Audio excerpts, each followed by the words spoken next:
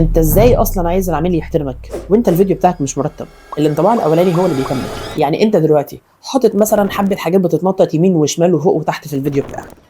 ايه القرف ده يا جدعان؟ في ايه؟ حتى لو انت بتستعمل الوان، بس الالوان مكترها ومخلي كل حاجه بلون، بتستعمل الوان مختلفه، وكمان بتستعمل خطوط مختلفه ومش متناسقه اصلا. طب ازاي اصلا انا هقدر اكمل الفيديو بتاعك؟ ولو انت بقى بتاع مونتاج، انا اصلا يعني هشتغل معاك ليه؟ ايه السبب اللي يخليني اشتغل معاك؟ انما انت لما يبقى ليك اسطمبه بسيطه وهاديه وبتوصل المعنى. بالنسبه للالوان، الالوان بتاعتك لازم تبقى متناسقه وبسيطه، ما تكترش في الالوان. وبالنسبه للخطوط، استعمل خط واضح، خط الناس تعرف تقراه بسهوله.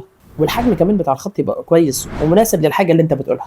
لو انت هتستعمل اي ماتيريال، استعمل الماتيريال وخليها تظهر في الوقت بتاعها، في التوقيت بتاعها. ما تبقاش عامل حاجات كتير قوي مع بعض. ما هو انت لو هتعمل الحاجات دي الناس هتقول عنك ان انت محترف، حتى لو انت معتمد على البساطه. اصل البساطه هي اللي هتخلي شغلك يبان. استعمل الحاجه المناسبه في المكان بتاعها. لو انت عايزني ان انا اساعدك بحبه نصايح تانية ونقط اكتر انا لسه ما قلتهاش في الفيديو ده، اكتب لي في الكومنتات مونتاج بسيط وهيوصلك ملف PDF فيه نصايح كتير قوي ان شاء الله هتخليك مونتير محترف.